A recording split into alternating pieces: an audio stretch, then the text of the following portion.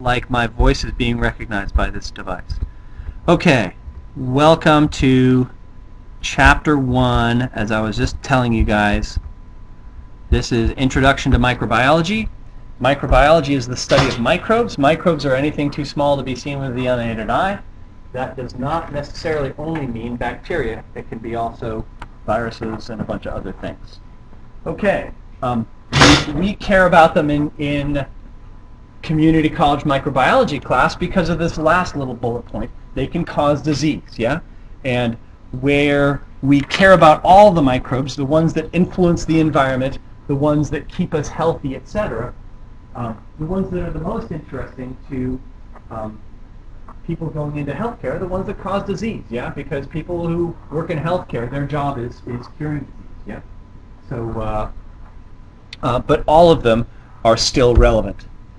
There are many subfields of microbiology, parasitology, bacteriology, etc.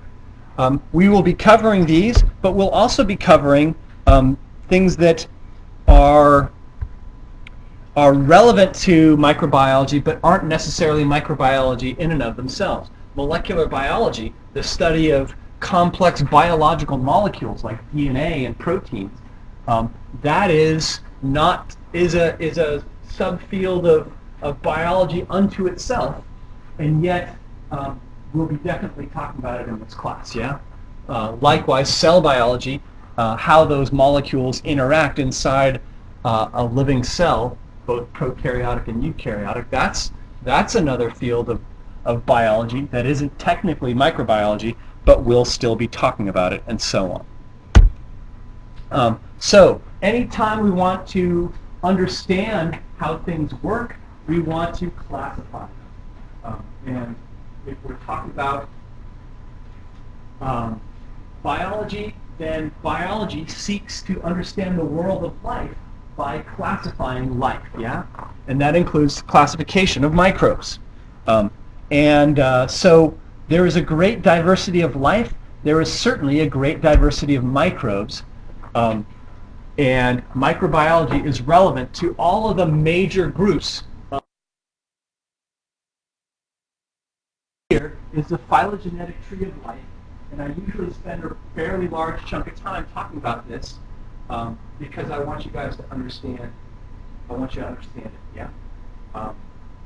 So this is the phylogenetic tree of life. Here are bacteria, archaea, eukarya, three main domains, right? So the term domain refers to these three main branches of living things, yeah? But this is the phylogenetic tree of what now? Life. Life, yeah? This is everything that is alive. This is all of biology, effectively, visually represented as this little tree, yeah? So, are you familiar with the stuff on this tree? Maybe some of it, maybe a lot of it, maybe hardly any of it. Are we on this tree? Yes, we are. You guys see where? Right? We're alive. We must be on it if it is the phylogenetic tree of all life, yeah? Where are we? Animals. So we are animals. I know I'm an animal. I'm just saying. But all animals are on this part. Is that a pretty big part? I don't know. It looks like a pretty pathetic little twig in this gigantic tree. Yeah? And yet that twig represents all the animals. Yeah? Name an animal. Cat. Nicely done. Good job. Cat. Give me another one. Somebody else. Bear. Oh, that's a good one. My son says he's a fast bear. I'm a fast bear and he sprints across the living room. Great. Cat, bear. We're rolling here, folks. Give me a couple more. Doggy. That's a good dog. Are you a dog person or a cat person? Dog person? Cat person? Both? Yeah, I guess if I had to choose, I'd choose dogs, but I like cats. Anyway, so what do you think? Those are pretty diverse animals, yeah? Actually, that branch that you mentioned is a tiny twig of the animals called the mammals, yeah? Everything you mentioned is not just an animal, it's a mammal, right? Which is right? So, you guys blew off jellyfish, starfish, regular fish, worms, flatworms, leeches, clams, squid, octopuses, say again? Turtles, birds, lizards, snakes, right? So what you mentioned was a tiny, tiny fraction of the broad diversity of animals. Animals were far more diverse than occurred to you when you were first brainstorming, yeah? And yet, animals, this broad, diverse group, is a pathetic little twig in the grand scheme of all life, yeah? If I had told you to brainstorm living things instead of just brainstorming animals, you might have thrown in mushrooms and trees and grass in there to include the plants, animals, and fungi. And because you were in microbiology class, you might have said, I don't know, bacteria or something, or yeast or something. But what you see here, a lot of these things, raise your hand if you've heard of trichomonads. Raise your hand if you've heard of microsporidia. A couple, okay, not too bad. Raise your hand if you've heard of pyrodictium. Right? So the vast majority of the diversity of life, you guys is completely alien to most of you. Yeah? Wouldn't you agree? And some of it is even alien to me. I don't know what planktomyces are. Yeah, I better look that up.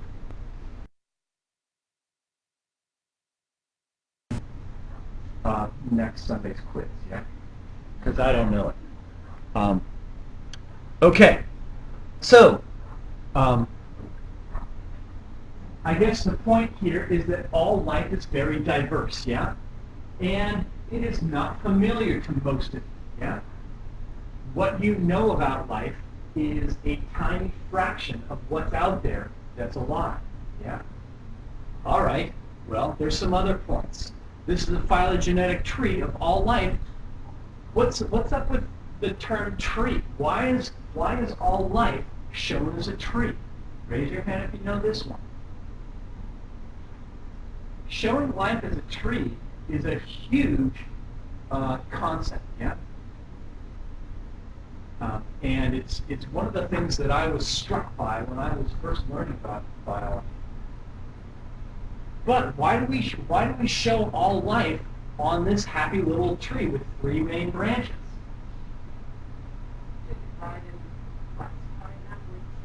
To divide and classify it, yeah. So when we break this up into three groups, we can understand it better. So it helps us, right? But why a tree? Evolution. What about evolution? Living things have evolved, yeah? What is evolution? Do you guys know? What's evolution? Everything evolved from one thing and kind of branched out. Everything evolved from one thing and then it kind of branched out? Did you guys hear what she said? Have you thought about that? Is that true? Is that supported by the diagram shown here? What part of the diagram backs up, Andrea? What part of the diagram backs up the claim that Andrea has just made? The trunk, yeah? This trunk right here, yeah? So, and somebody else say, effectively, in your own words, what Andrea effectively said about that trunk and all life.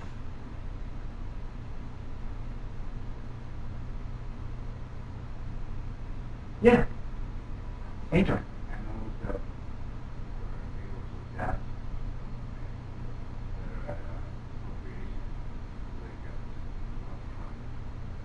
What do you guys think? So that is the basic mechanism, yeah? That is how evolution goes down. That's how it happens, yeah? That is not described in this diagram, yeah? How it happens is critical and important. But this is just showing what happened, which is that we have a bunch of things that are alive today and a bunch of things that aren't alive today. And they're all on one big old honking tree. Yeah? And if they're all on a tree, all the branches of the tree are, Andrea? All the branches of the tree, are they connected to each other? And that connection of all these branches shows, based on the single trunk, common ancestry. Yeah? Common ancestry. And Andrea effectively said that. Do you understand what's meant by common ancestry? When you think of your ancestors, who do you think of? Your elders, your grandparents, your great-grandparents, and so on, that your parents probably told you about. My mom told me about my ancestors, and then I didn't listen very carefully. Yeah? And it went out the other ears, they say. Yeah? But I've got a brother named Doug. I've got a cousin named John. Do my brother and I have a common ancestor? Do my cousin and I have a common ancestor? Yes. Yes. All right. Explain the difference in the common ancestry of me and my brother versus me and my cousin. Raise your hand if you can explain that.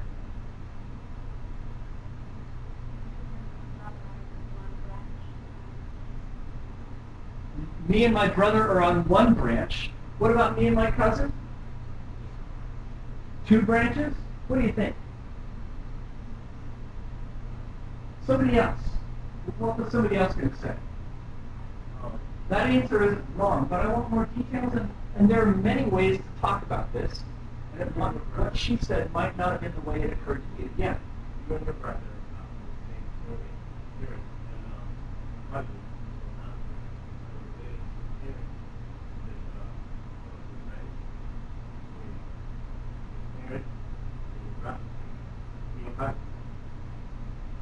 Yeah, so I have the parent. Who is that parent for me and my brother? Who is the common ancestor of me and my brother? Mom. For me, it's just our mom. Yeah. Doug and I have different dads, and that's probably more information than you need this early. I was going to tell you the rest of my life story. I'm sure you'll hear it in the coming weeks, whether you like it or not. I'm sure, and I'm sorry. I'll apologize in advance. But yeah, the common ancestor of me and my brother Doug is our mom, Eunice. Yeah. What about my cousin? Do I have a common ancestor with my cousin? That's our grandparents. Yeah. Who, in this case, was also named Eunice. Yeah. Our grandma was named Eunice, and she had 2 daughters, Eunice and Carol Gay, and Carol Gay had John, and my mom, Eunice, had me and my brother, Doug. Yeah? Is that clear?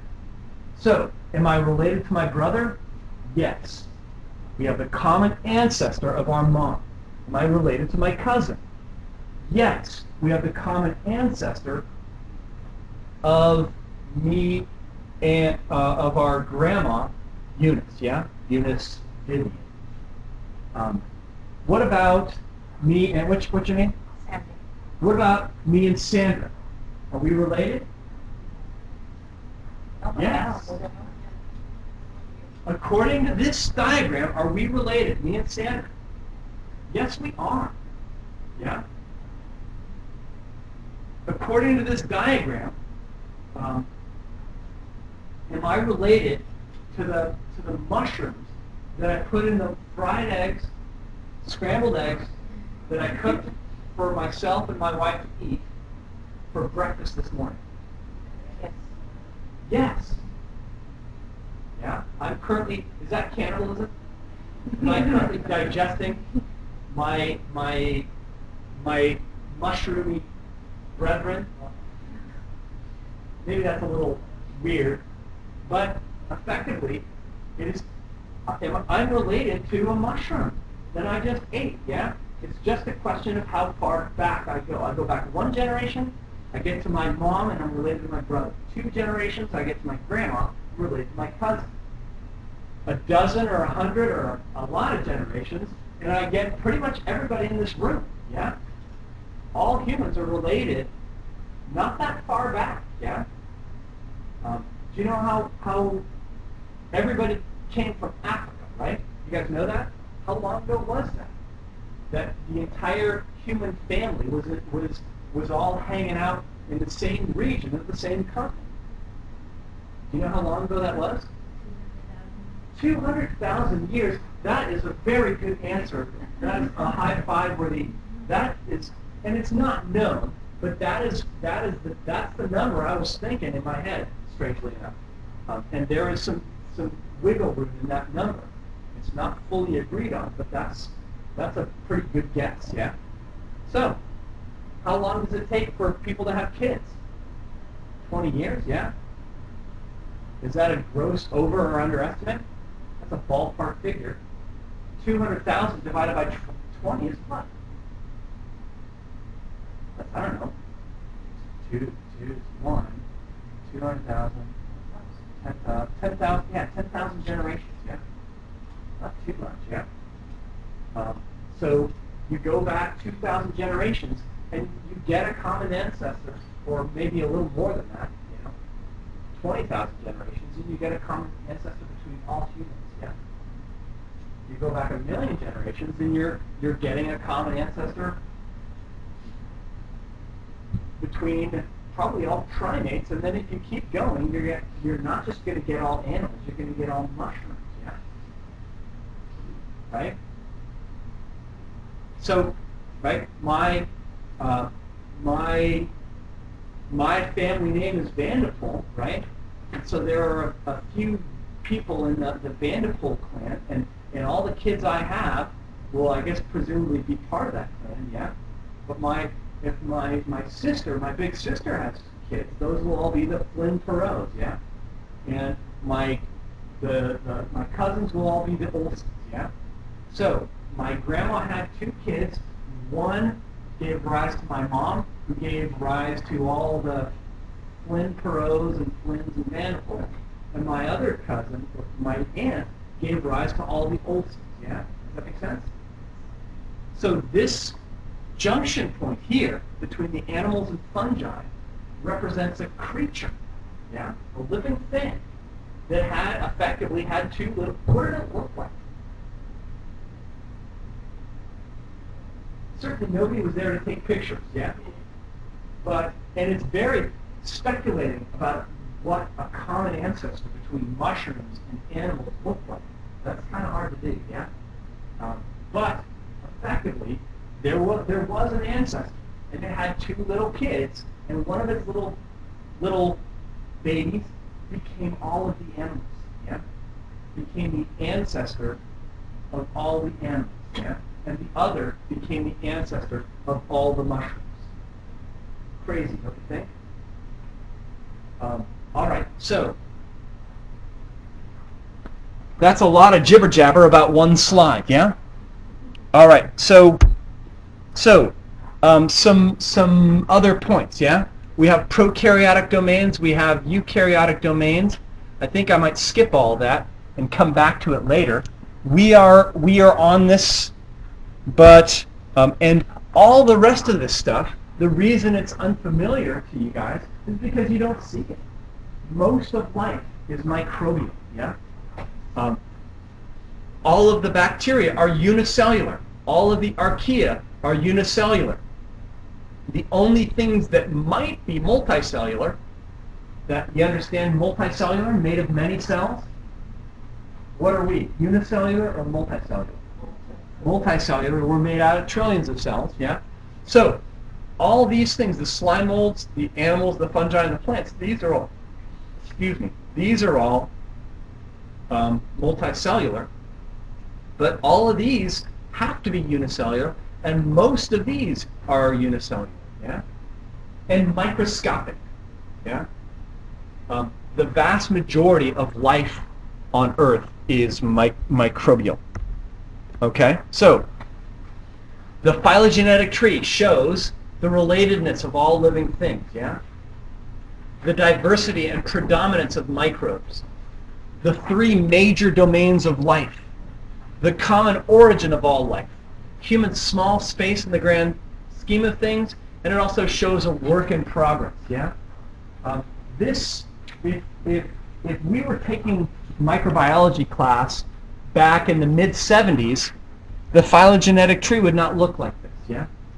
If we were taking microbiology, there wouldn't be microbiology in the 1800s, yeah? If we took it in the early 1900s, it would not be exactly like this either, yeah? These phylogenetic trees are continually changing. On what do we base them? Where do we get the information to make these? Fossils. What do you think? Yes. What else? DNA. Similarity, yeah? The more similar DNA is between two species, what? What do we say? The more closely related. The more recently they had a common ancestor, yeah? A bunch of ways of saying the same thing. And when we talk about the similarity of DNA, all DNA is very similar it's identical in its molecular structure. DNA, for all of these things, is the common thread, right? The idea that all life, just because this tree shows you a common ancestry of all life, does that guarantee that it's true? Right? There isn't a guarantee that it's true. Nobody was back there taking pictures that it's true. But there is evidence that supports that it's true. DNA. And all life uses DNA about the same way. There's information recorded in DNA, and the information is recorded in the same, according to the same code, according to not only using the same molecule.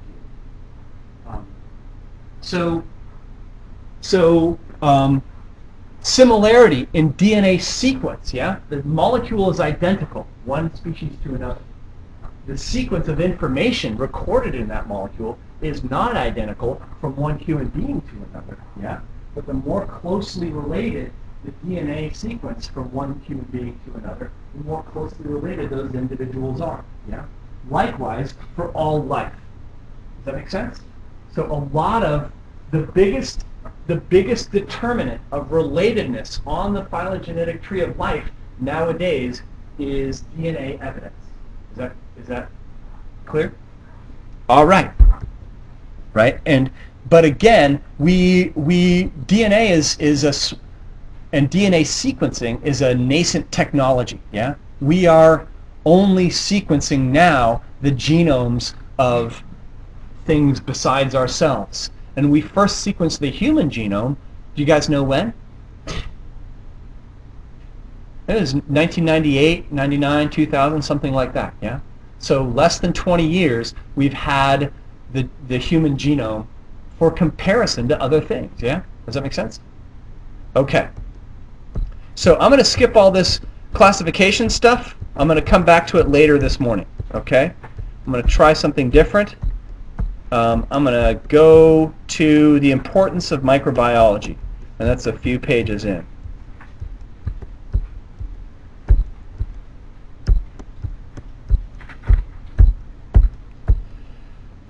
Okay, the importance of microbiology. You guys doing okay? Okay, so we've already taken our break, so I guess maybe just a deep breath. Okay. I blabber a lot, and I enjoy this. It's not required that you enjoy it, but maybe taking a deep breath every so often helps keep people fresh, yeah? And again, if you need to take a break, what do you do? If you got a cup of coffee getting cold outside, what do you do? Well, you can go and chug it, yeah, if the spirit moves you, but don't do that in here. Okay. So, why do we care about microbes? Why is microbiology important? So this brief blurb will hopefully get you to agree with me and my opinion that microbiology is important, yeah? And the first thing to say about it is that they can make us sick, yeah? And their control is essential to medicine, yeah? The Black Plague was caused by a bacterium. Yersinia pestis was a pathogen, a microbe that caused disease, and it killed pretty much a third of the Earth's people, yeah? Um, although the Black Plague lasts for centuries, so there were whole generations going on. So it wasn't just one plague; it was a series of plagues. However, just because microbes are pathogenic, and just because those are the ones we care about the most, doesn't mean that we get to ignore all the other microbes out there. The vast majority of microbes on planet Earth are not causing disease to us, yeah, as humans or as individuals. Right? Those which are harmful often get more attention, and then, as I said, maybe this is justifiably so. Yeah. But the ones that aren't harmful are certainly just as important, or more important, in the grand scheme of things. Without microbes, Earth's entire ecosystem would change drastically. Yeah. So here, can you see the algal bloom off the coast of Japan? You can see some clouds here. Can you see Japan? Yeah, so this is Honshu, and this is Hokkaido, I think. Not that I know all my Japanese islands really well, but this is the islands of Japan, yeah? I think that is either all Japan or half Japan, half Russia. I can't remember what's that island. So, what's this? Is that a cloud? No, it's a big swirling lighter color, and then this swirl here. There are clouds here, but this is not clouds. These are microbes.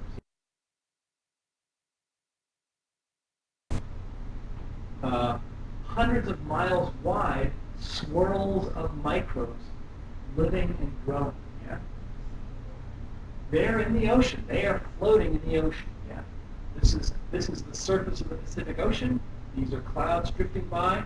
These are clouds drifting by.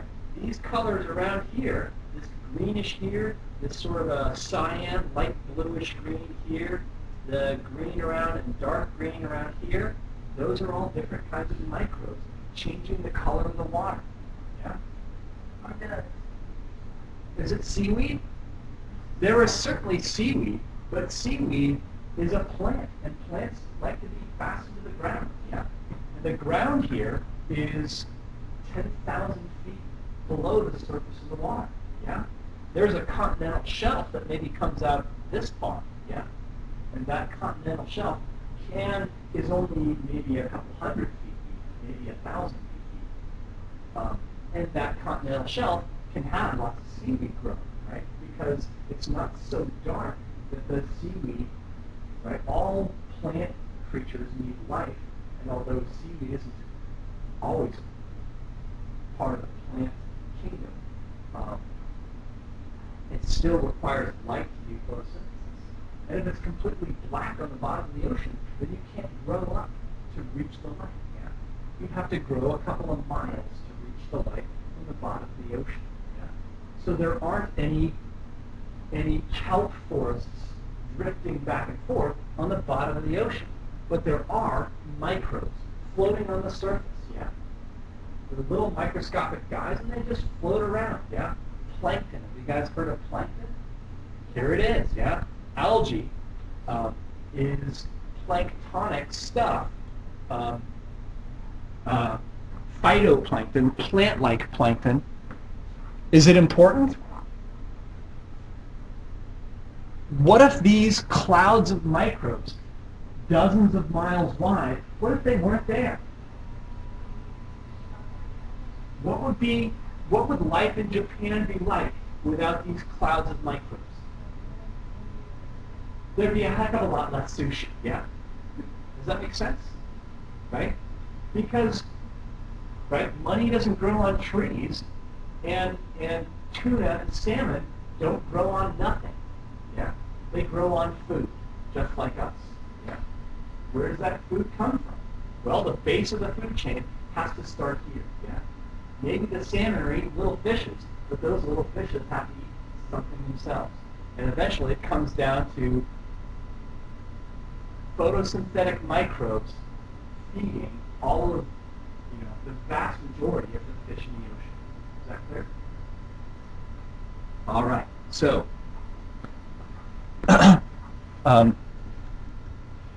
yeah. So, microbes feed us, yeah? They feed the world. Microbes keep us well, right? Again, bacteria in our own bodies outnumber our own cells by 10 to 1, as we've discussed, yeah? We may have 100 trillion of our own cells, so that would put the number of bacterial cells in our body in the quadrillions, yeah? That's big numbers. Tell me. Could there be pathogens in there? Amongst the droves and droves of microbes in our guts, there may be some pathogens floating around that would, if they got the chance, make us sick, yeah? How come we're not sick right now? Well, because of competitive exclusion, yeah? Normal flora, right? The regular bacteria that are in there not making you sick make it harder for the pathogens to grow. They make it harder because they compete with each other. Why are there microbes in your gut right now? You have microbes on your skin, in your guts, in your orifices, etc. Yeah? Why are they there?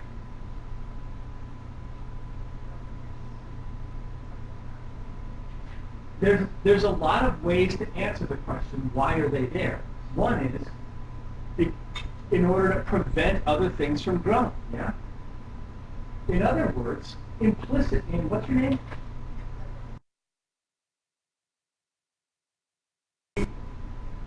They are there because our bodies allow them to be there. Is that true? Yes. What part of our bodies would disallow microbes from being here? There's a part of our body that prevents microbes from making our lives difficult. What part of your body is that? That's your immune system, your white blood cells, yeah? Your white blood cells, if they don't like a microbe, they'll go after it. Is that a fearsome foe for microbes? Yeah, effectively. You think of, right, the Patriots did pretty good last year. What's the win-loss record for your immune system? What do you think? It depends on how you quantify a win for your immune system and a loss for your immune system. But you could argue that if you were here, your immune system is undefeated. Yeah? Does that make sense? Your immune system is a fearsome foe.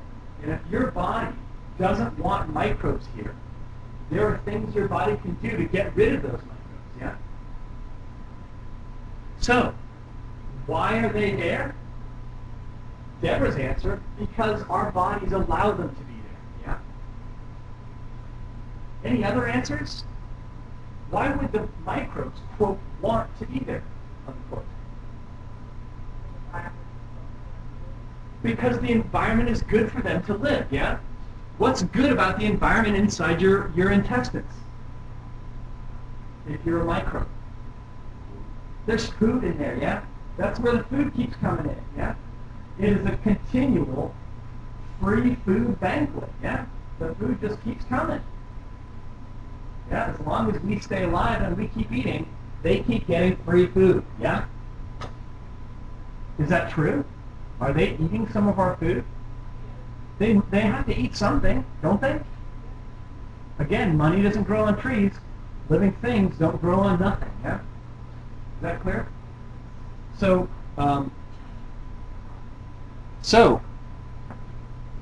they get to eat some of our food. If they're pinching on our hard-earned food, why do we allow them there? They help us, yeah. They provide some. They're providing something in return, yeah. Okay, so, and they're also one of the things they provide is something called competitive exclusion. Those things out there that are pathogens, it's not just our immune systems that fight them. It is the competitive exclusion of other bacteria, yeah. Because there's no vacancy, because your guts are already full of bacteria. There's so much the less room for the pathogens to get in there and start wrecking up the place. Do you understand? Okay. So you guys understand what I mean when I say microbes keep us well, yeah? Moving on. Microbes are ubiquitous. They're found in all environments, yeah? They're found every which way in our bodies, but they're also found all over the planet. Pretty much everywhere you look, or nearly everywhere you look on the planet, we find microbes. We find them at the bottom of the ocean. These are volcanic vents coming out, and the pressure down here is tremendous, and the temperature is right up at the edge of this water here. These are called black smokers because there's all this what's called this nutrient-rich boil. This water is not just boiling hot, right? Because it's at the bottom of the ocean. The pressure makes the boiling point of water far, far above 100 degrees Celsius. Yeah, it can be like 200 or 300 degrees Celsius. Yeah, so this water is blazing hot, and right up to the edge of that, there are microbes eating and feasting on the nutrients coming out of these things spewing out this blazing hot, nutrient-rich water. And those things are feeding all these little, can you see all these little tube worms, these little red spots here, are actually in these little white tubes, and these are gigantic 3-foot-long worms that live on the bottom of the ocean. Raise your hand if you knew that.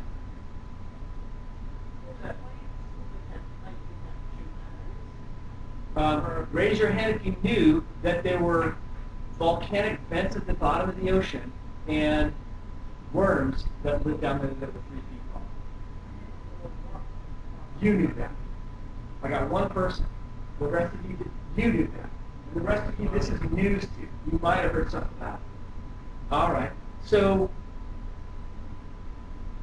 news flash. Down at the bottom of the ocean, there are 3-foot worms. Yeah.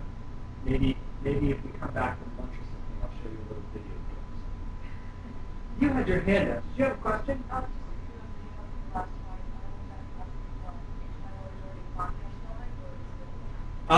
So what about H. pylori?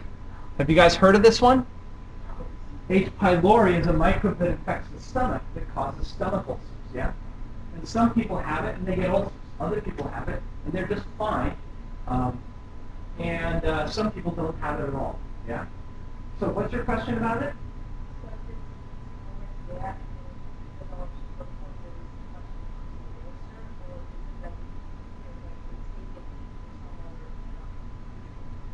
Yeah, so I think pretty much everybody gets exposed to it. It's whether it populates your stomach or not.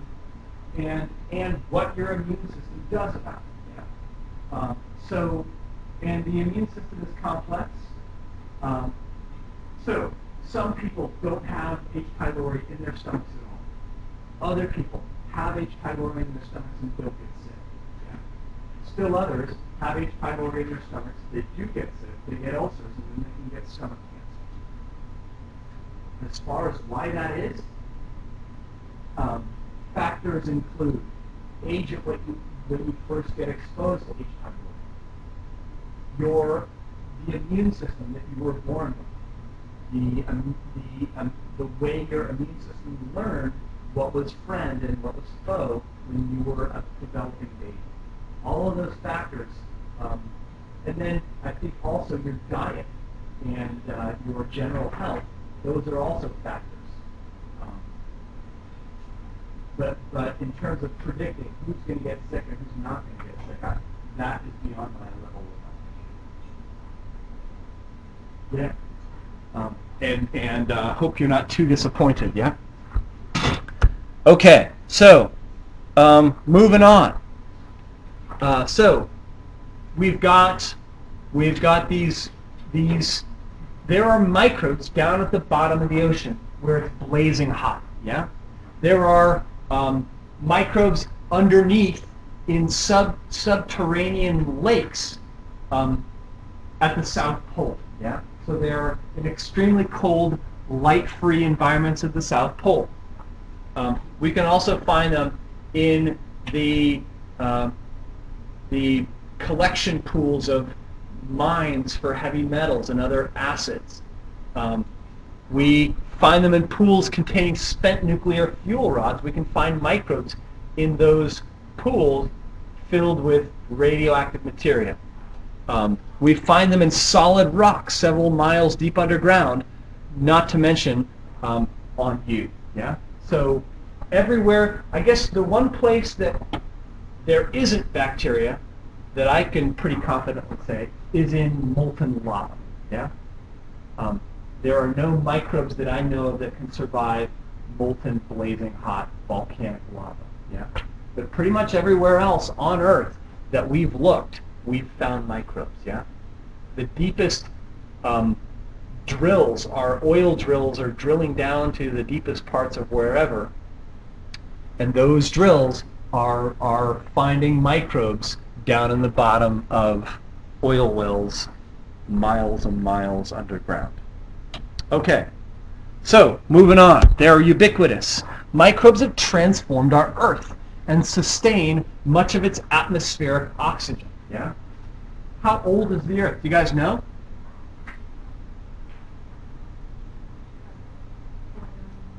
4 billion years? What do you think? 4.2. Pretty? Where would you find this out? If you weren't Andrea, and you didn't come into class knowing this, how would you find out? You know what I do when I don't know stuff? I go to Wikipedia. What do you guys think about Wikipedia? Not reliable? What do you think? It's... Yeah. I would even say pretty darn reliable. Darn. Yeah? Age of Earth. You guys want to know the age of the Earth? Why is it not reliable? What are the arguments against using Wikipedia? Any yuts can write whatever they darn well please, yeah? All right, well, let's see. The age of the Earth is 4.54 plus or minus 0.05 billion years. This age is based on evidence from radiometric age dating of meteorite material and is consistent with the radiometric ages of the oldest known terrestrial and lunar samples. Following the science... So, what do you think? Is that a bunch of malarkey? It's certainly not written like it's written by some yuts that doesn't really know what they're talking about, yeah? What about these little numbers here? What are those? Those are citations, yeah? Those are basically saying, don't take my word for it, check my sources, yeah? These are the sources that Wikipedia cites to make the claim that the Earth is actually 4.5 billion years old, yeah? Pretty precisely known, plus or minus 0.05. That's a pretty narrow window, yeah? So, well, where are they getting their information? Well, looks like from Earth and Planetary Science Letters, a scientific journal, yeah? Yeah? It's a bunch of, let's see, lead isotope study of the basic and ultra-basic layered complexes, speculations about the age of the Earth, and primitive mantle characteristics, yeah? So who wrote this? Looks like this is written by a geologist, yeah? A scientist whose job it is to try to figure this out, yeah? And it's based on these people's work that the claim is made that the Earth is that old, yeah? So what do you know? Was this hacked by some person? Well, it might be hacked, yeah? There are people who might not like the idea that the Earth is 4.5 billion years old. Yeah, but it doesn't look like they did. Yeah, and again, we can check if we smell baloney. Yeah, we can check, right? Can you really trust special publications of the Geological Society of London? That's a conspiracy group, isn't it? They're just there to deceive you. Yeah. What about the U.S. Geological Survey? Definitely can't trust your government on things like that. Yeah. Anyway, so 4.5 billion years. What about when life first showed up? How long ago was that? When Earth first formed, it was a big ball of molten lava, so it'd have to cool down enough for life to be able to show up. Yeah. Apparently, that is not as well known, but that's about 3.5 billion years ago. Yeah. So 3.5 billion years ago, if we wanted to go back, we had a time machine, and we wanted to go back to 3.5 billion years ago to take pictures of the formation of life. Yeah. Along with our time machine, we better have a spacesuit. Yeah. Because according to that same geological evidence, there was no oxygen on Earth. No free oxygen. There were oxygen atoms, but they were bound to other things. There was no atmospheric oxygen in the atmosphere. And if you went back in time to the formation of life, you would not be able to breathe without a spacesuit. Yeah. So, where does the oxygen in the atmosphere come from? It comes from photosynthesis, yeah? And the first things to do photosynthesis were not plants. They were microbes. And those microbes have not stopped doing photosynthesis, right? Formation of oxygen in Earth's atmosphere depended on the photosynthesis of bacteria, microbes, that could trap sunlight and use that sunlight energy to crack apart water. And water is H2O, yeah? And the O in H2O is what? Is oxygen, yeah? And when they cracked apart the water molecules, the oxygen was released. And doing that, there would be no oxygen in the atmosphere. And without them and plants working together to keep the oxygen in the atmosphere, if all the plants and all the photosynthetic microbes disappeared, the amount of oxygen in the atmosphere would gradually decrease until we all suffocate.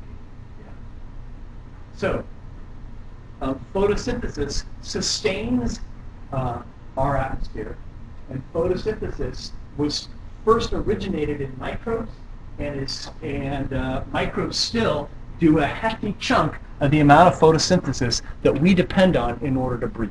Yeah. Okay. So, microbes are made the oxygen in our atmosphere and keep it there. Yeah. Those are pretty important jobs. Thank you, microbes, yeah? Okay. They're also making bread, which is yummy. They're also making beer, which is also yummy. And they're making wine, which is also pretty yummy, yeah? Okay. They're breaking down our waste, which is less yummy to think about, but still just as important or more important, yeah? Atoms in wastes are recycled. Without degradation of wastes, nutrients would become impossibly scarce. Yeah. So breaking down stuff may not seem that important, but the Earth recycles. Yeah. And if it didn't recycle, we would run out of building materials. We would run out of food. So thank you, microbes, for making our waste into usable materials again.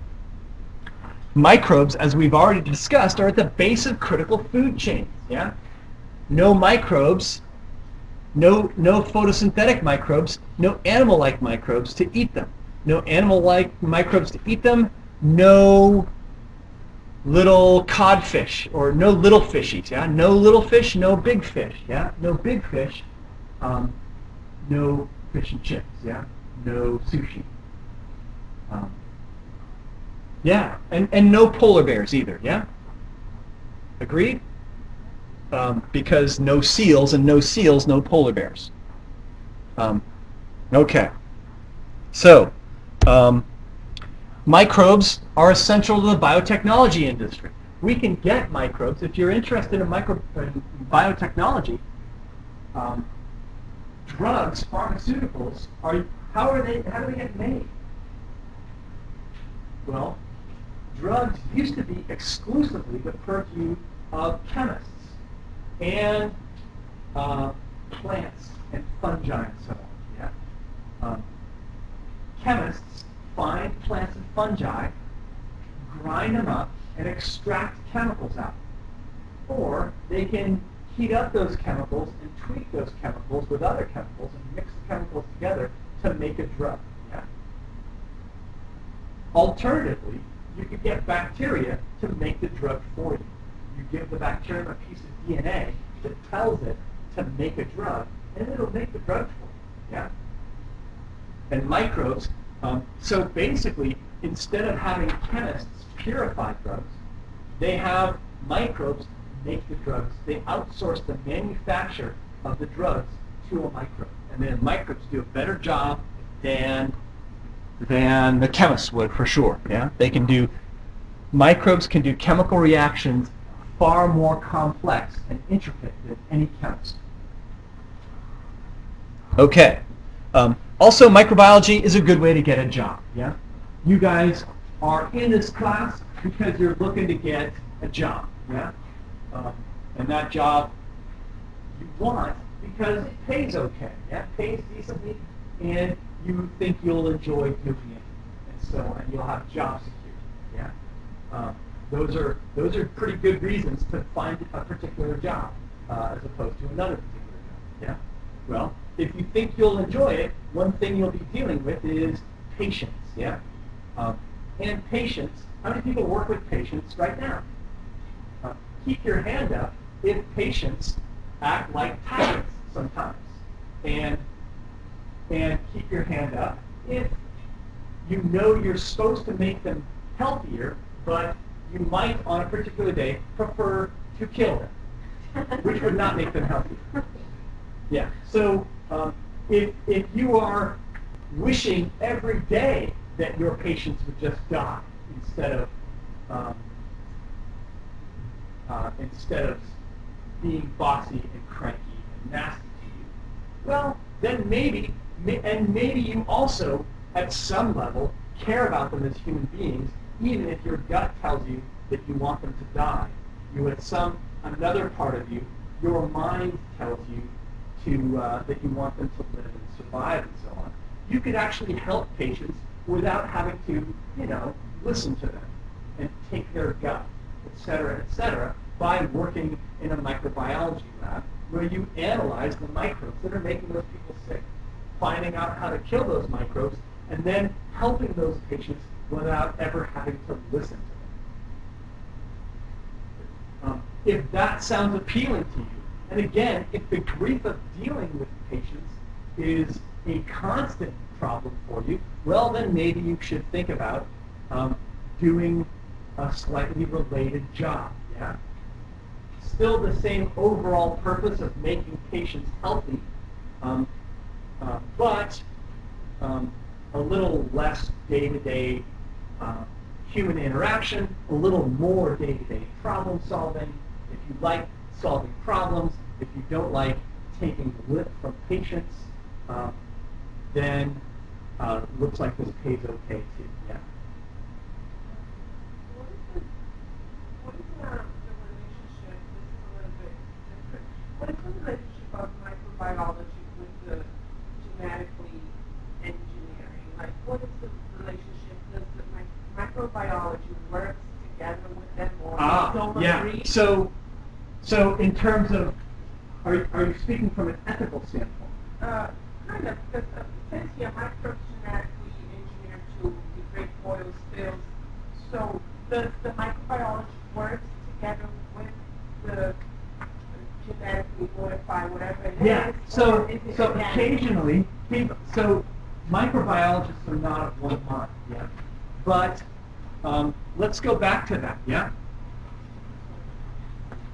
So microbes can break down break down our waste, yeah? What kind of waste are we talking about? Well, there's sewage, yeah? Microbes are in sewer treatment plants and help them get rid of and digest all the wonderful stuff we send to the sewer treatment plant, yeah? So the microbes break it down. What kind of microbes are those? Are those special genetically engineered microbes? No, those are the same microbes we find in our guts. Those are the same microbes we can find in the ocean in smaller quantities. And those things, as part of their natural processes, break down feces and other wonderful material. Yeah? Is that clear? And those feces has been on planet Earth for a long time. There's no need to finagle these guys in order to get them to eat feces. Yeah, they'll do it willingly. Yeah, and that's a good thing. Yeah, because when they break it down, they can form methane, and that can be natural gas, and we can burn the natural gas, or we can release the effluent back into the ocean, and then the ocean microbes will eat it, and then those ocean microbes will be eaten by little fish, and then those little fish will be eaten by tuna, and then the tuna will be eaten by us on a little sushi plate. Yeah? Does that make sense? What a wonderful thought. And yet that's the case, and that has been the case since the beginning of ecological processes on Earth. Yes?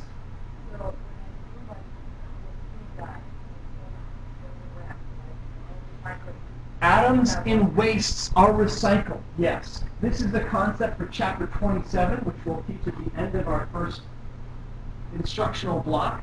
But the same atoms that are in your body right now are the same carbon and nitrogen and phosphorus atoms that were floating in the ocean a few decades ago and in the body of our founding fathers in America a few centuries ago, and were in dinosaur poop 65 million years ago. Yeah? Just going around and around and around, right? Has there been a radical increase in the number of atoms on Earth since its formation? Has there been? Occasionally we get hit with meteorites, yeah? Occasionally we send Apollo 11 expeditions to the moon, which causes the total mass, the total number of atoms on Earth to go down, yeah? But generally, it's the same atoms that were here when we started as that are here now, yeah? What about the periodic table? All the atoms that are on the periodic table that are on Earth, right? Those are the same, the carbon atoms that, right, that we find on, right, they're on the periodic, the fact that they're on the periodic table does not change the fact that they're the same atoms they were when we started. Yeah, does that make sense? And those atoms, again, form the bodies of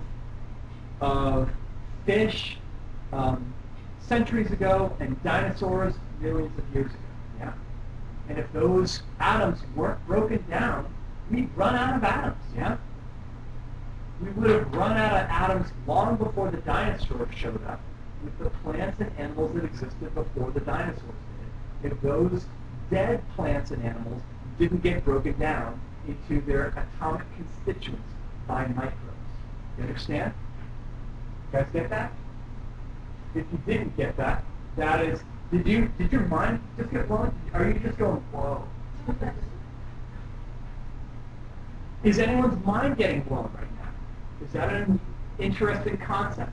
Raise your hand if you came into class knowing that the atoms of carbon in your body are generally about 4 billion years old and are the same carbon atoms that were in dinosaur poop 65 million years ago. Raise your hand if you didn't know that. Keep your hand up if that's kind of interesting.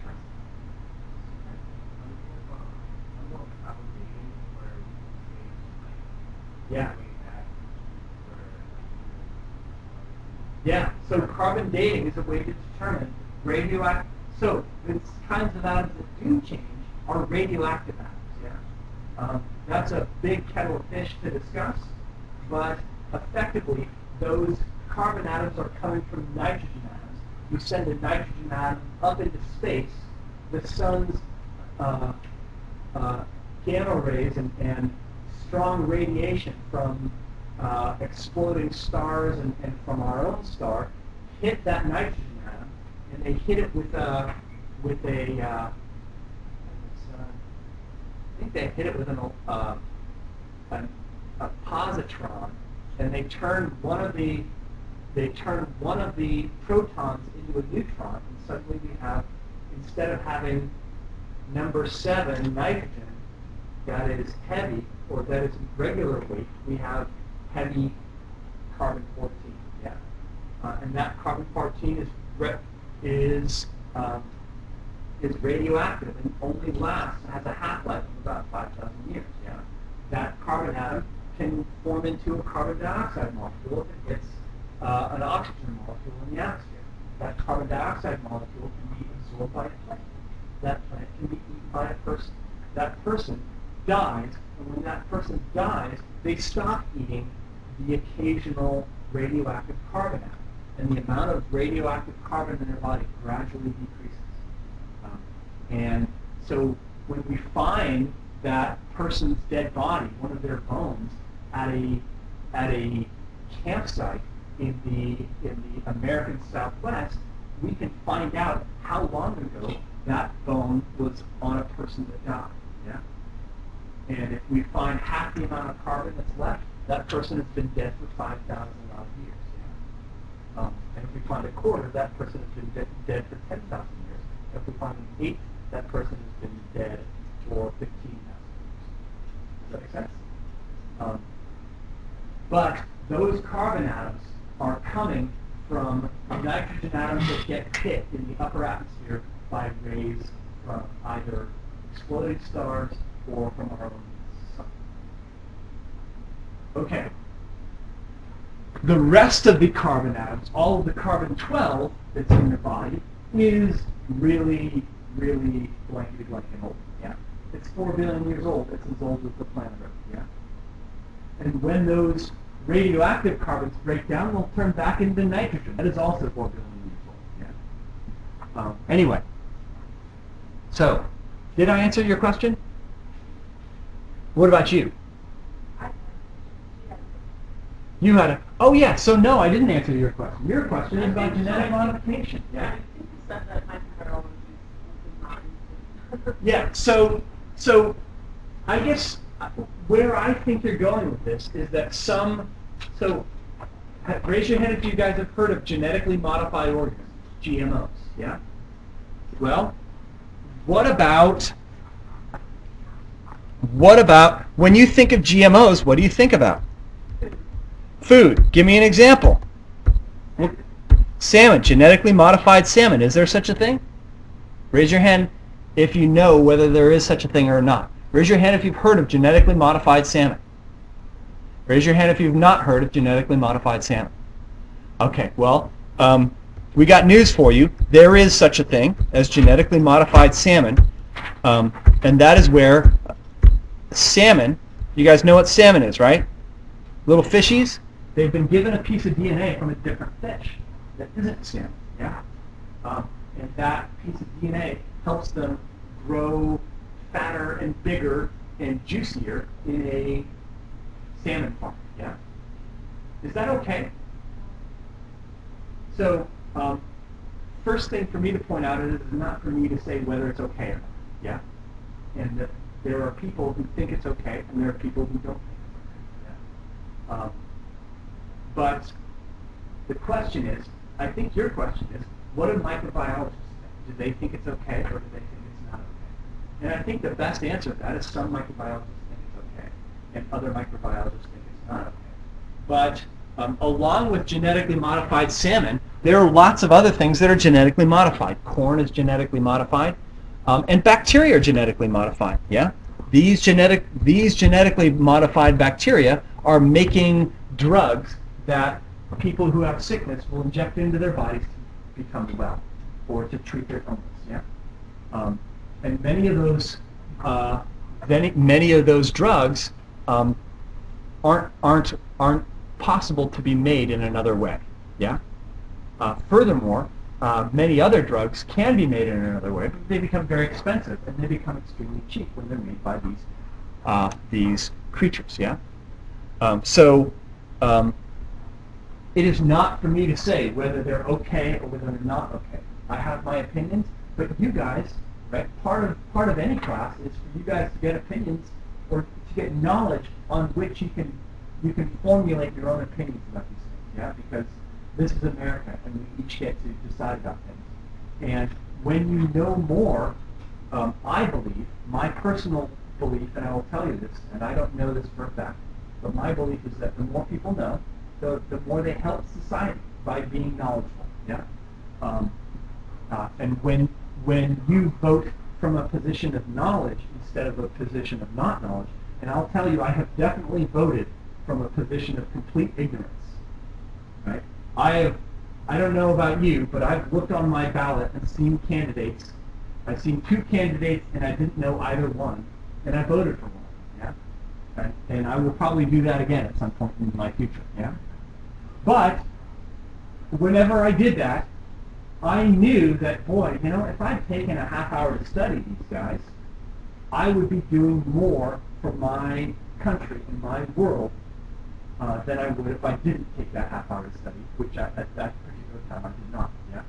It doesn't mean that studying, if you don't study for 12 hours before you vote, you're committing a cardinal sin. Yeah. But I think that doesn't stop the principle from being true. Is that clear? All right. All right. So, and by the way, once you guys form your opinions, those opinions are completely legit, and they should be legit, even if they conflict with my opinions. Yeah. Is that clear? And so, in order to, I try not to reveal too many of my opinions. I have opinions, but I do my best to present facts as impartially as I can, and if I do give opinions, I try to declare them as such. Is that clear? All right. So, why are you taking micro? I guess we already talked about that, yeah? Raise your hand if it's not number 1. 2 of you, okay. Raise your hand if it's not numbers 1 through 3. Okay. How come it's not the same 2? Those first 2 should have already raised. Okay. All right.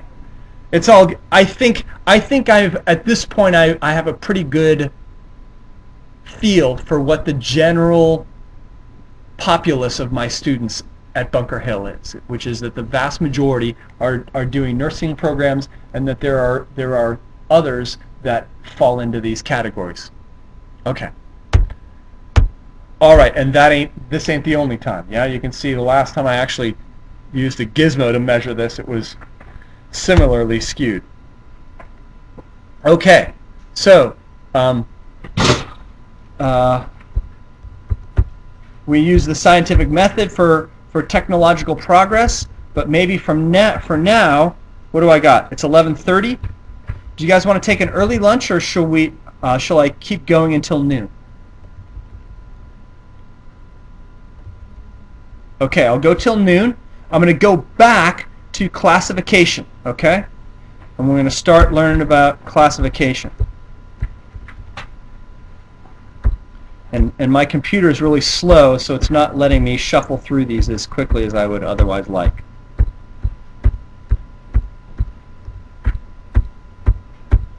Okay, so we learned about the phylogenetic tree of life.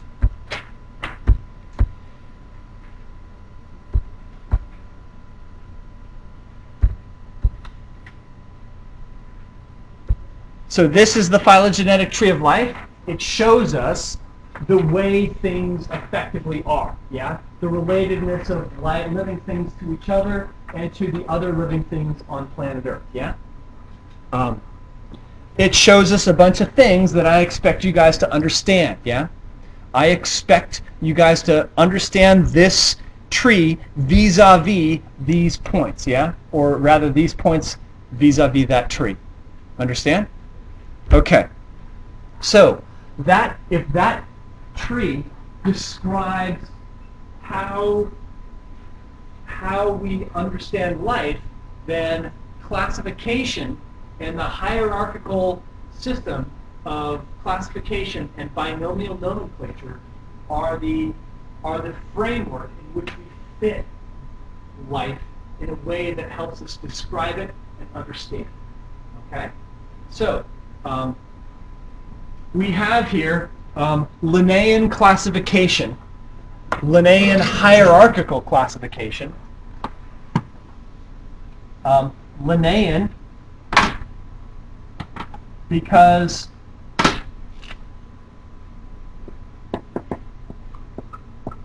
Linnaean classification because it comes from Carl von Linn, or Carolus Linnaeus, as he was sort of renamed by the scientific community. This is hierarchical.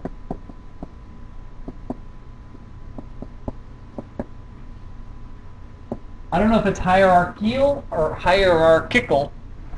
I guess I'll say hierarchical because it sounds ticklier. In any case, do you guys know what hierarchical means? Do you guys know what this word means? This word is not exclusively the purview of biology. It's a word that exists outside of biology. In what context? What are some things that are hierarchical? What does it mean, hierarchical? Somebody. Societies are hierarchical. Some of them are more hierarchical than others, yeah? What else? Arranged in order is, so that's an example, that's closer to a definition, yeah? Arranged in order, yeah? Top to bottom. It often implies a chain of command, yeah?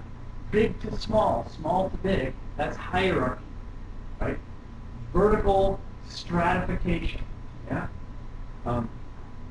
All right, I always think of the military, yeah? The military is highly hierarchical, yeah? Who's the boss of the military? The president in the United States bosses around the general, yeah? And the general bosses around the colonels, and the colonels boss around the majors, and then the majors boss around the captains. Is this familiar to you guys? And then the captains boss around the lieutenants, and the lieutenants boss around the sergeants, and the sergeants boss around the corporals, and the corporals boss around the privates, yeah, the grunts, so to speak. Is that clear? All right. So, likewise, we have a high to low classification system where life is a term that describes everything that's alive, but then within life, there are three members of the next lower level of classification, the domain. And what are those three? Right? We see, and you can see that each one, this domain, is nested within the super category of life. Yeah. How many domains are there? Three. Yeah. What are they? Bacteria, archaea, and eukarya. Yeah. Those are the three as listed on that phylogenetic tree, yeah? So within life, there are three in the next level, three domains. Take one of those domains, take the eukarya, and the next level down is the kingdom, yeah? How many kingdoms are there in the domain of the eukarya? I think there are four, yeah? The plants, the animals, the fungi, the protists, yeah? Within the four kingdoms, one of those kingdoms is the animal kingdom, yeah? Within the animal kingdom, there are several different phyla. That's the next level down. We happen to belong to the phyla called the chordates, yeah? That is everything that has what? A backbone, a nodal cord, which is next to the vertebrae and the spinal cord, yeah? Right? So the chordates include everything with a backbone. That includes all the fish, all the reptiles, all the birds, and all the mammals. Yeah, and several other things. Yeah, guys with me here? Right. So that is the level of the phylum. What level down is the next one? The next one is the class. What class of vertebrates do we belong to? Well, we belong to the mammals. Yeah, does that make sense? And then along with the mammals, there are several other classes: the reptiles and the birds, the aves, and whatever you call them. Yeah, you guys got that?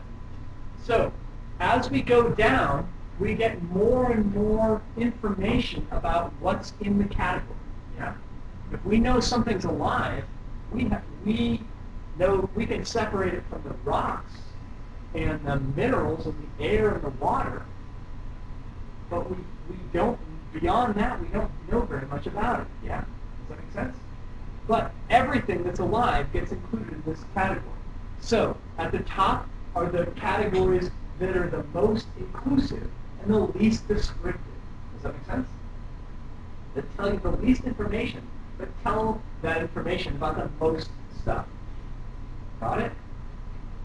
Down, as we go down, we get into smaller and smaller categories until we get down to the species and how many kinds of living things are in the species category. Just one, yeah? A species is just one kind of living thing, and its closest relatives are in the same genus as it, but are sufficiently different to be described as different species. Yeah? Guys with me there? Okay.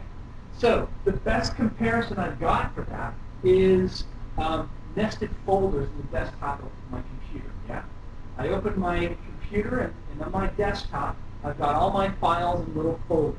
Yeah, I got my school folder and I've got my work folder and I've got my family folder or something. Yeah, and I open my school folder and I've got my Bunker Hill folder and I got my Massasoit folder and my other schools folder. And I open my Bunker Hill folder, and I got all my classes. Yeah, I got my English classes, and my science classes, and my math classes. And I open my science classes, and I see biology, physics, and chemistry, etc., etc. Does that make sense? Eventually, I get down to single files, and those files are like the species. Got it? Okay. So, that is hierarchical classification. Yeah? And when I get down to the species, I have to give each little species a name. Yeah, naming is also done according to a particular process, also devised by Carl von Linné, and that is binomial nomenclature, naming with two names. Yeah. So here we have some binomial names. I'll actually go back here. Here are scientific names. Homo sapiens. What's that? That's us, yeah?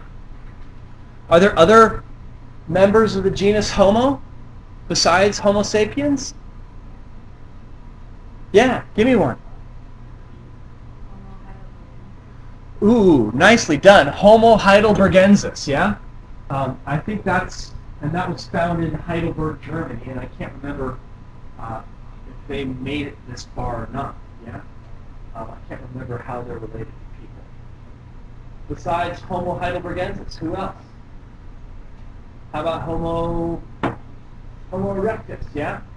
Upright man that walks and these are ancestors and cousins of the human race, yeah? That all of which are extinct, yeah? We are the only members that are surviving, but we're not the only hominids to have ever walked the face of the earth, yeah? Homo neanderthalis, Homo habilis, Homo ergaster, etc. Does that make sense? Those are all hominids, but only one of those is Homo sapiens, and that's us, humans, yeah? What about Mycobacterium tuberculosis? Have you guys heard of this guy? Maybe you haven't heard of the microbe, but you've heard of the disease, yeah, that it causes. So, built into the scientific name, we have a few clues as to something special about it, yeah? Chromohalobacter maris mortui. Well, this one doesn't seem to describe a disease, but it does describe where we found it. Maris mortui, where do you think that is? The sea. Mare is sea. Good. And mortu? So where do you think it was found? The Dead Sea, yeah? And what's the Dead Sea like? Well, it's very salty. Chromo means color. Halo means salt. Bacter means bacteria. So a bacteria that lives in really salty places, that is colorful, that we found in the Dead Sea. Does that make sense? All right. So here are a couple more, right? And again, here we've got an example of something, two things that are in the same genus but aren't the same species. Yeah? Clostridium tetani and Clostridium botulinum. What about Clostridium tetani? Have you guys heard of this guy? Again, you probably have not heard of the individual bacterium, but you've probably heard of the disease it causes, yeah? Clostridium tetani is named after the disease that it causes, yeah? Which was known about first? The disease or the microbe? The disease, yeah? We didn't see the microbe for a long time, yeah? But what's the disease? Tetanus, right? How do you get tetanus? Raise your hand if you know how you can describe how at least you were told that how you get tetanus. Yeah. Step on a nail that's like, it's not a new nail, it's like the one. Step on an old nail, Yes. a rusty nail. Raise your hand if you've heard if you step on a rusty nail you can get tetanus. Look at the percentage. Is that true? It depends on how you define the term true, yeah? Is the rusty nail causing tetanus? No. It's the bacterium on the tip of the rusty nail, yeah? But can you get tetanus from stepping on a rusty nail? Well, if that nail has Clostridium tetani bacteria sitting on the tip of that nail, and you step on it and plant those bacteria deep in your tissues, yeah, you can get tetanus from stepping on a rusty nail. But it's not the rust, and it's not the nail that's causing the disease. It's the microbe, yeah? And the microbe releases a toxin. What is tetanus like?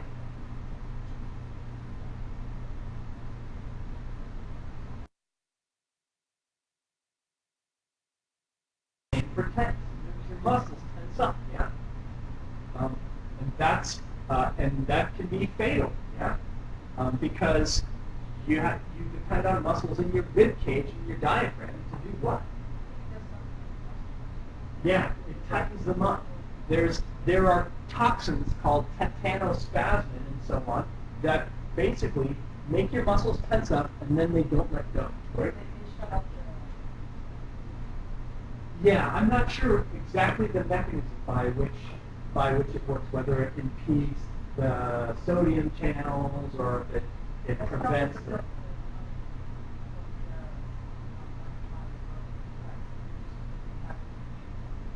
Yeah, so you're describing contraction, but I'm not sure exactly how tetanospasmin, the toxin made by Clostridium tetani, impedes that mechanism, right? But if you understand that mechanism, you understand that in order for your muscles to work, the little myosin's got to grab the actin and pull it, and in order for that to happen, there has to be calcium, and in order for the calcium to get in there has to, right? Any part of that can be targeted by a toxin, and if it messes it up, then your muscles can be in a permanent, tightly bound state. Yeah. And if that happens, well, if it happens to the muscles of your lungs and your diaphragm, then you can't breathe, yeah, and you can suffocate and die. A pretty rough way to go. What about this one, Clostridium botulinum? Have you guys heard of botulism? That's another disease caused by a bacterium in the same genus, yeah? Different species, yeah? And it causes botulism, which actually, curiously, has the opposite effect. Botulism bacteria make a different toxin that instead of causing muscles to tense up, causes them to completely relax to the point where they don't constrict at all. People get Botox and botulinum toxin injections, yeah, to immobilize and permanently or semi-permanently relax the muscles in their face so it looks like they have fewer wrinkles. Does that make sense? And then they become, I guess there was a reality show where they became incapable of emotional expression, yeah? And they were cross-signal. They construed that the people that misunderstood each other misunderstood them because they weren't able to make facial expressions because they Botox themselves so egregiously. Yes?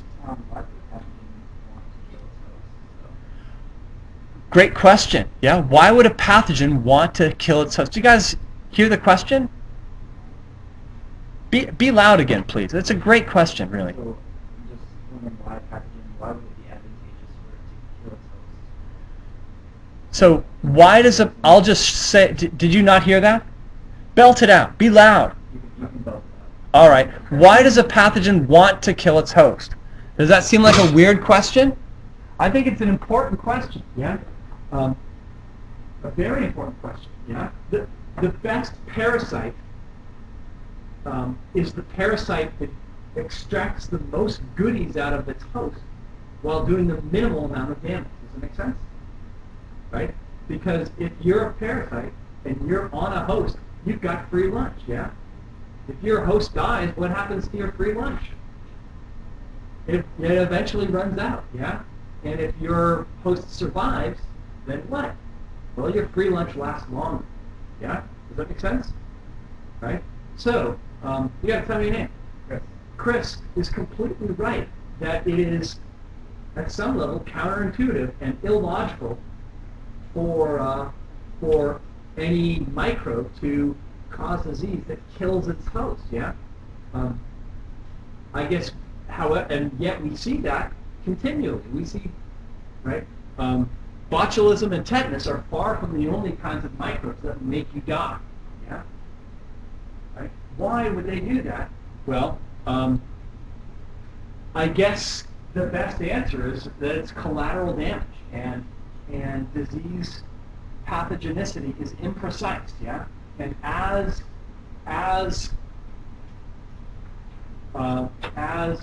parasites evolve, and as diseases often evolve, disease-causing agents evolve, they often become less pathogenic and more easily spreadable, but less disease-causing, yeah? Less pathogenic. Does that make sense? Yeah, but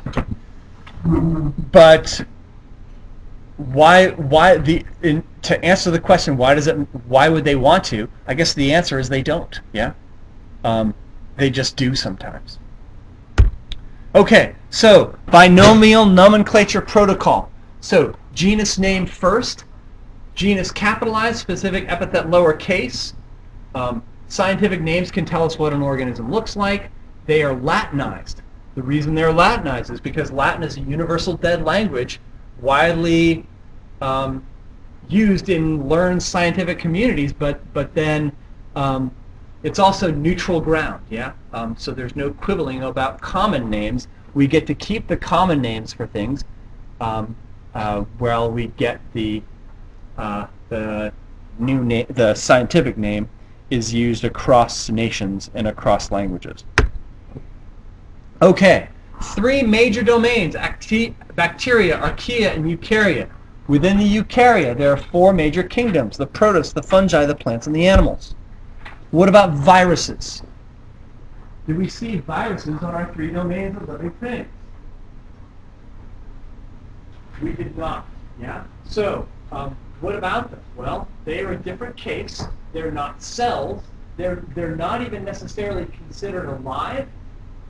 They are often more closely related to the things they infect than they are to each other. So for those reasons, we don't put them on the tree of life. And the simplest argument being that they're not widely agreed to be alive. The textbook I read when I was in high school, one of the chapters that got me really interested was the first sentence in the chapter about viruses, which we didn't end up studying in that class. But it said, the first sentence was, viruses are in the gray area between living and non-living things. And that surprised me and astounded me and puzzled me, right? how could you possibly have a gray area between alive and not alive? Yeah? And yet, these guys have characteristics that make them seem rightfully placed in a sort of a gray area. They don't eat, they don't grow, they don't breathe, they don't move. They don't reproduce. And yet, they can outsource their reproduction. They can be reproduced by you. They infect cells, and then they get those cells to make more copies of them. And they evolve, yeah? They respond to stimuli like living things do. They have genetic material like living things do. But what do you say? Well, however we say it, we don't put them on the tree of life because I guess for the simplest reason is they're not completely agreed to be alive. Okay. Cells can be placed into two categories. Those things that are alive, we have three domains of life, but we only have two different categories of cells, prokaryotic and eukaryotic. Prokaryotic cells are smaller and simpler. Eukaryotic cells are larger and more complex. Which kind of cells do we have? Eukaryotic. So you are a eukaryote, yeah? Prokaryotic cells have no nucleus. All cells have DNA, but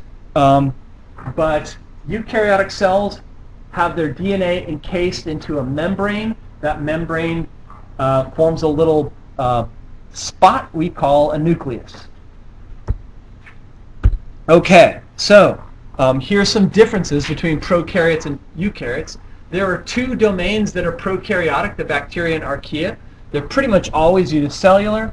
They lack complex cellular structure. They don't have what we might call organelles. Whereas eukaryotes are bigger.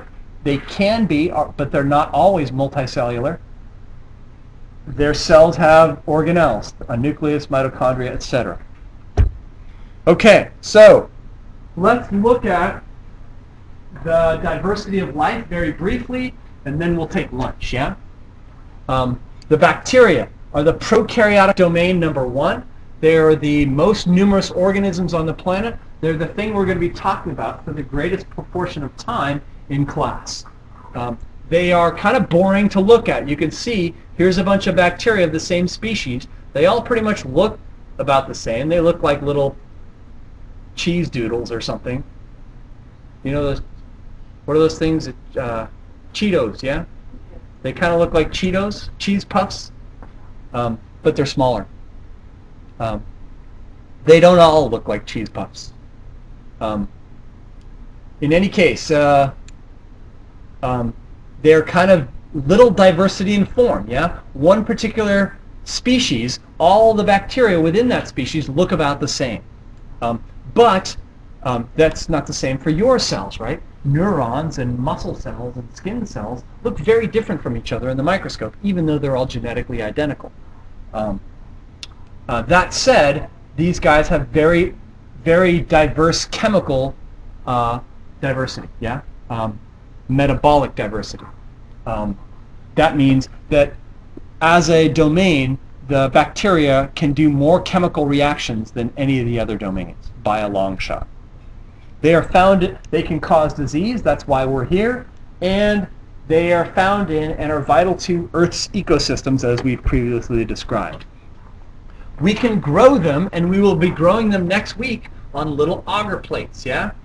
We can grow them in liquid media and on agar plates, and then we get little colonies. And what a colony is and where colonies come from is sort of an important concept that we'll be discussing.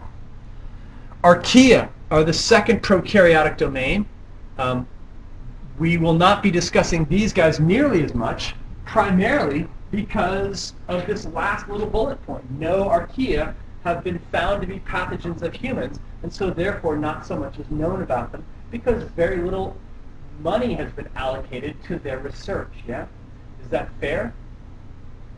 Arguably it is fair that Uncle Sam allocates more money to things that can cause people to be healthier, yeah?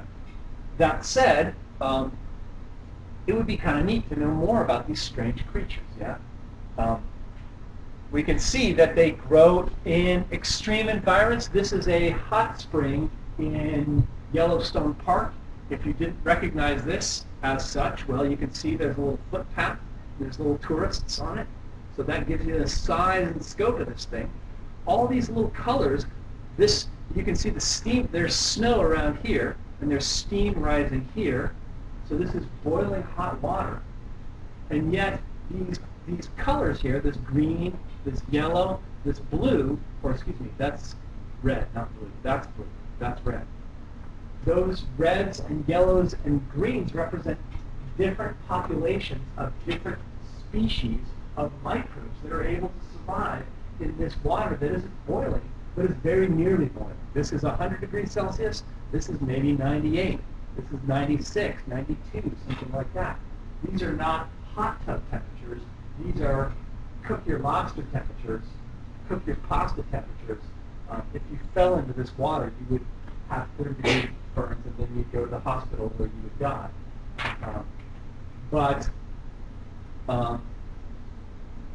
Yeah, so these microbes are growing in those temperatures just fine. So we call them extremophiles, yeah?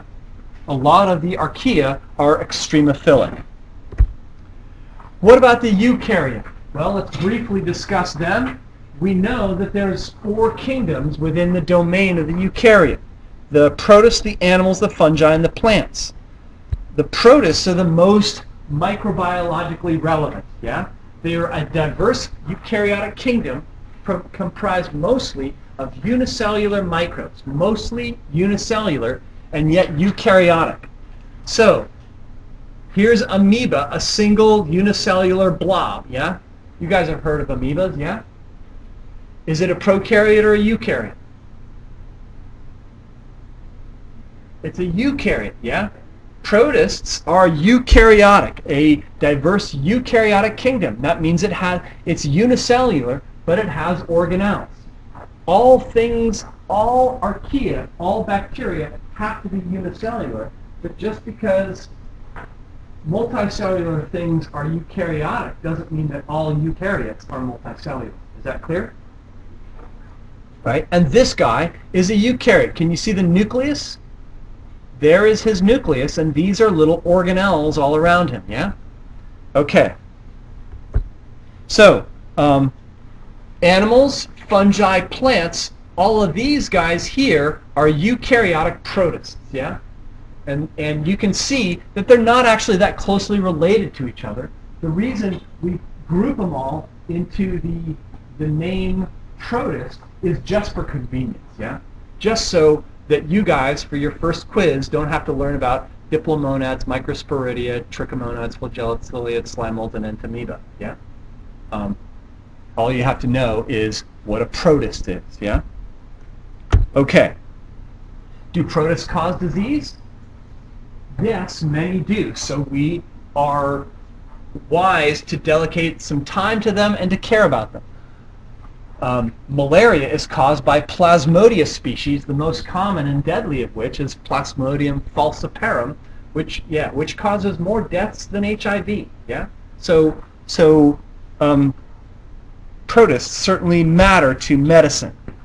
What about fungi? Do those cause disease? Sure. I got athlete's foot right now. More information that you guys don't really need at this early. Say it again. I salute you. We'll get through this together. So, Microsporum species cause ringworm, right? Ringworm is a disease caused by fungi. Athlete's foot is caused by fungi.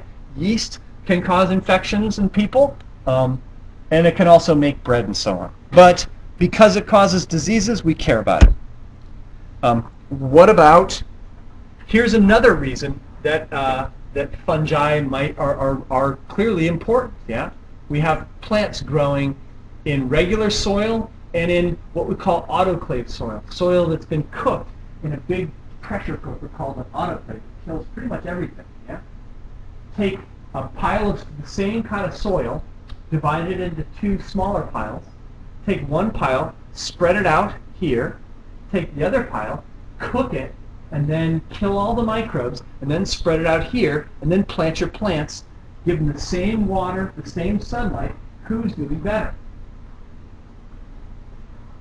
The ones on the left or the ones on the right? The ones on the left. And they have microbes in their soil, and these guys don't, yeah? What can we conclude about the microbes, especially these fungi that are in them? They're helping the plants, not hurting them. The net result of removing the microbes is to make the plants grow more poorly, yeah?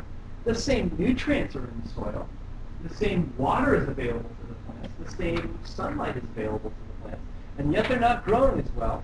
And that's because the microbes are dead, yeah? So those microbes must have been helping them, not hurting them, yeah? Okay. So clearly, no microbes, not necessarily no plants, but a lot less food, yeah? Okay. What about animals? Are animals microscopic? Mostly they are not microscopic. There are a few that are. We'll see some of them today. But mostly they aren't microscopic, but we still care, yeah? What about this guy? What is he? That's a tick. Is that microscopic? No, you can see ticks, yeah? Do they cause disease? What disease do they cause? Lyme disease. Is that true? It's true the way a rusty nail causes tetanus is true. Does that make sense? What causes Lyme disease is not the tick. It's bacteria. Again, it's microbes. Borrelia burgdorferi is a bacterium that exists in the saliva of the tick, yeah? So does we say the tick causes the disease? That's how you get it, for sure, yeah? We say the insect is the vector for the disease, yeah? You can have living vectors like ticks. You can have non-living vectors like rusty nails,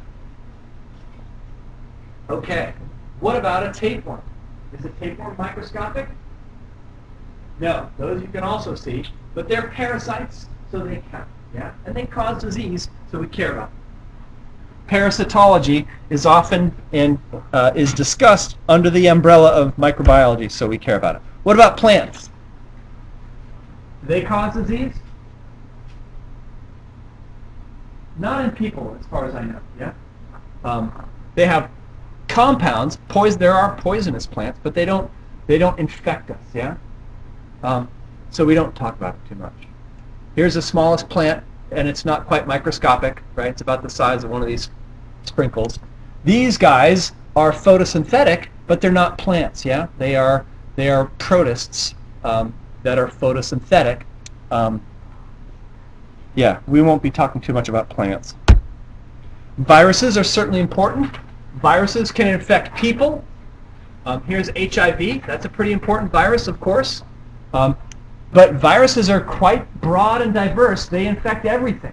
Bacteria, even bacteria, all living things have viruses that are specific to those living things.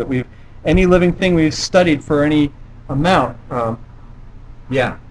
Viruses are greatest in number. I don't think they're second in biomass. I saw something recently that made me question that as a fact. But they're far greater in number than even bacteria. There are more viruses on the earth than there are bacteria. And there's more bacteria in you than there are cells of you by 10 to 1. Okay. All right. So with that, why don't we take lunch? I've got 12:10. Why don't you come back in 30 minutes, 12:40 by my watch. You guys have your own timepieces. Look at them now and then come back 30 minutes later, okay? Is that good? See you guys soon.